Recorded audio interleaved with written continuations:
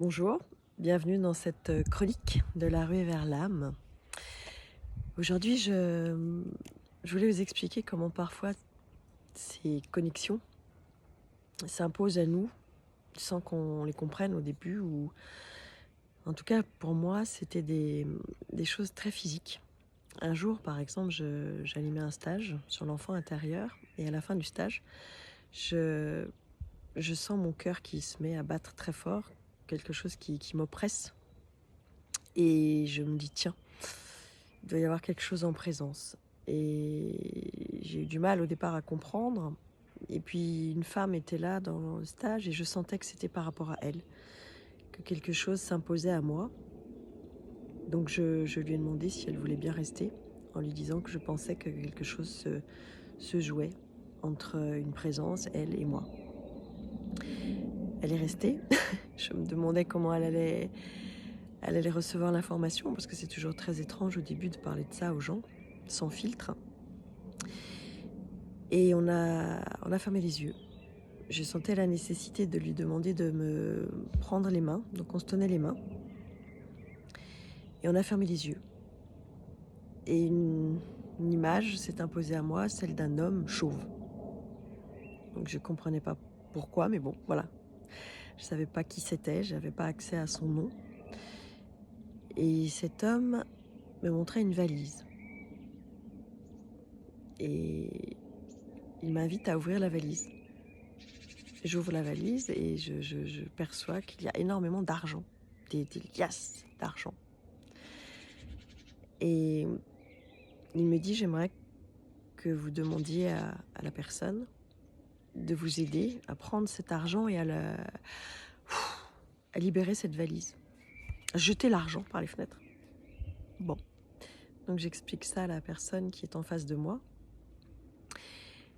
Et on prend l'argent, toutes les deux.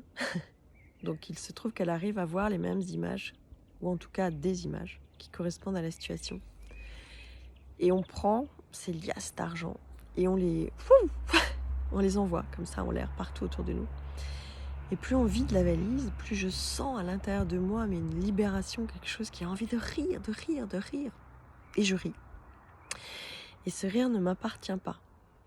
C'est vraiment un rire qui sort de moi, c'est le rire de cet homme qui se libère. Et ça lui fait un bien, mais ça lui fait un bien. Et la femme et moi, on rit comme des enfants heureux d'aider cet homme. Et à la fin, il n'y a plus d'argent.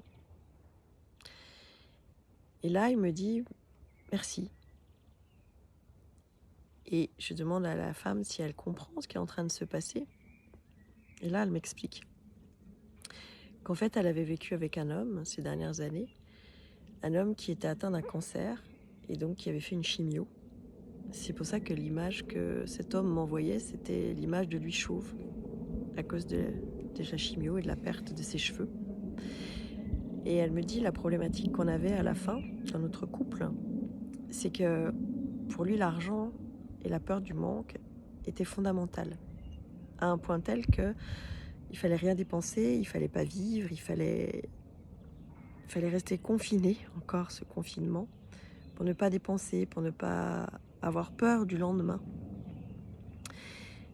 Et cet homme avait bien évidemment beaucoup manqué dans son enfance, donc cette peur, elle était viscérale, elle avait un ancrage profond par rapport à son propre enfant intérieur qui avait connu la grande misère et le manque. Et ça l'avait empêché, dans sa vie d'adulte, de dépenser cet argent auquel il se cramponnait pour être sûr de ne manquer de rien. Et une fois de l'autre côté du voile, il avait réalisé qu'il était passé à côté de beaucoup de choses parce qu'il avait eu cette peur. Et il avait beaucoup de regrets par rapport à cette femme. Et comme on était dans ce stage et qu'on travaillait ensemble et qu'il devait percevoir, j'imagine, que j'allais pouvoir l'aider, il était venu à moi. Et donc là, cet argent ayant été enfin jeté par les fenêtres, entre elle et lui, il s'était libéré de ce poids de l'argent. C'était quelque chose de fantastique pour eux. Et à partir de là, elle s'est sentie libérée parce qu'elle a compris que c'était une façon pour lui de venir demander pardon. Et elle avait besoin de ce pardon-là par rapport à toutes ces dernières années qui avaient été, entre guillemets, abîmées par cette nécessité de garder, de confiner l'argent. Et en même temps, elle le libérait parce qu'enfin, il pouvait lui aussi se pardonner ce manque de compréhension, cet attachement viscéral à cet argent. Et quand il a été libéré, qu'elle a compris aussi ce qui s'était passé entre nous tous, alors là, on a pu le remettre dans la lumière. Donc on a appelé les guides et il est parti. Et cette femme a quitté le stage, elle était transformée, libérée, heureuse, parce qu'elle savait que l'essence même de ce qui avait été capital dans leur couple avait enfin été compris par cet homme. Et à partir de là, elle allait, elle aussi, pouvoir continuer sa route, libre, heureuse et amoureuse de cet homme qu'elle avait tant aimé. Voilà. Alors, en ces temps où peut-être beaucoup de choses au niveau de notre monnaie est bougé, peut-être que nous aussi, on est amené à comprendre qu'il faut se libérer de ce poids. Voilà, peut-être, je sais pas. En tout cas, j'avais envie de vous rapporter ce moment de soin qui avait été si libérateur pour cet homme et pour cette femme. Voilà, au revoir.